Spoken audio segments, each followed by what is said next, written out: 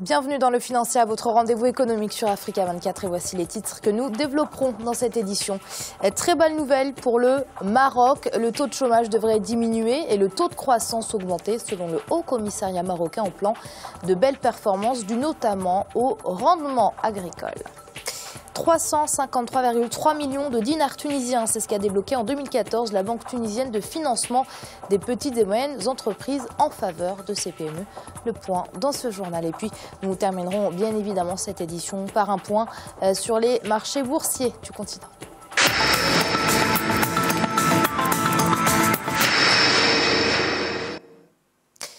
La croissance économique du Maroc en berne depuis 3 années devrait rebondir et dépasser les prévisions pour 2015.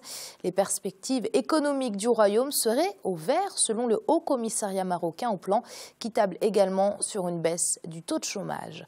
Le point tout de suite avec ce sujet d'Aminata Diak. Belle perspective pour le Maroc. Selon le Haut Commissariat marocain au plan, la croissance économique du pays devrait dépasser les prévisions en 2015 et atteindre près de 5%.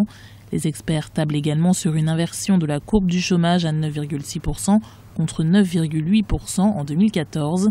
Bien que le secteur non agricole devrait croître en cette année 2015, ce sont les rendements du secteur agricole à qui l'on doit de telles performances. Un secteur qui participe au PIB du pays à hauteur de 9,3%. 2015 sera une bonne année, une année de production, de consommation et d'amélioration des équilibres macroéconomiques.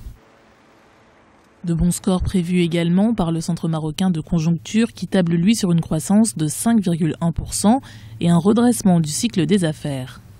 Les hypothèses portant sur les principaux facteurs d'anticipation de l'activité économique relevant aussi bien de l'environnement interne qu'externe permettent d'envisager un redressement sensible du cycle des affaires avec un taux de croissance pouvant atteindre dans le scénario le plus probable 5,1%.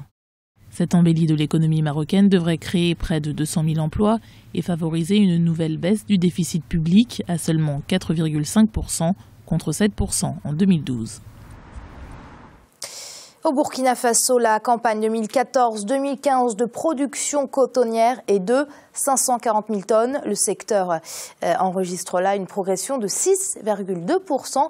De bons résultats obtenus selon les représentants de la filière malgré une météorologie défavorable. À noter que bien que le Burkina Faso soit le premier producteur africain d'or blanc, la culture n'est plus le premier produit d'exportation du pays depuis qu'il a connu un boom minier en 2009. Le Maroc et la Côte d'Ivoire, désireux de dynamiser leur coopération économique, preuve en est avec les partenariats publics et privés signés entre les deux États lors du Forum économique ivoiro-marocain organisé ce 21 janvier. Les accords concernent aussi bien le secteur bancaire qu'agroalimentaire. Les détails avec ce sujet de Gradiela Tchakounté. Le forum économique qui s'est tenu le 21 janvier à Marrakech entre le Maroc et la Côte d'Ivoire a été fructueux. Plusieurs accords de partenariat entre les opérateurs privés et publics des deux pays ont en effet été signés. En février 2014, un forum de ce genre avait déjà eu lieu à Abidjan pour consolider davantage les relations économiques des deux États. Il constitue une excellente occasion pour nos deux secteurs privés respectifs de nouer dans le cadre des accords officiels existants des partenariats forts pour développer et diversifier le commerce entre le Maroc et la Côte d'Ivoire, mais également pour accroître les investissements réciproques des deux pays. Majesté, votre prestigieuse présence à ce forum du secteur privé Maroc-Côte d'Ivoire témoigne de votre ferme engagement et de celui de votre ami et frère, son Excellence M. Alassane Ouattara, président de la République de Côte d'Ivoire, de donner une nouvelle et forte impulsion à cette population plus que cinquantenaire. Un accord entre le gouvernement ivoirien et le groupe marocain Attijari Wafa Bank pour le lancement de produits financiers islamiques en Côte d'Ivoire a également été signé. Mais les partenariats ne concernent pas uniquement le secteur bancaire, mais aussi ceux des matériaux de construction, de l'énergie ou bien de l'agroalimentaire. Un bel exemple de coopération sud-sud, un partenariat gagnant-gagnant nécessaire à l'émergence de l'Afrique. L'Afrique doit se prendre en charge. L'Afrique doit se décomplexer. L'Afrique doit s'émanciper. Et l'Afrique doit faire confiance en l'Afrique. Un Africain doit faire confiance à l'Africain. Et c'est ce que souhaite vraiment aujourd'hui entreprendre le secteur privé marocain avec le secteur privé ivoirien. Le nombre d'accords économiques signés entre les deux pays s'élève à 66 si l'on comptabilise les conventions signées lors de la visite royale à Abidjan en février 2014. Le passage de la tempête Shedza à Madagascar a fortement impacté le secteur risicole. 25% de la production de la Grande Île a en effet été détruite. Toutefois, les représentants du secteur sont confiants et assurent même que le pays est encore en mesure d'assurer ses besoins. Henri, à noter que le pays ambitionne, grâce à sa bonne campagne risicole, de réduire de moitié ses importations de céréales. La tempête Shedza pourrait bien mettre à mal cette ambition. La Banque tunisienne de financement des petites et moyennes entreprises a annoncé avoir débloqué des prêts d'un montant total de 353,3 millions de dinars tunisiens en 2014. Une enveloppe qui a servi à financer plus de 1500 projets. Les PME sont en effet de plus en plus considérées comme un véritable facteur de développement pour le continent. Leur financement reste pourtant un problème de taille, les banques commerciales n'étant pas en mesure de répondre à leurs besoins. Qui vient trouver une banque avec un dossier de demande de financement et que ce dossier n'est pas bien rédigé, déjà la banque n'a pas le temps de l'analyser.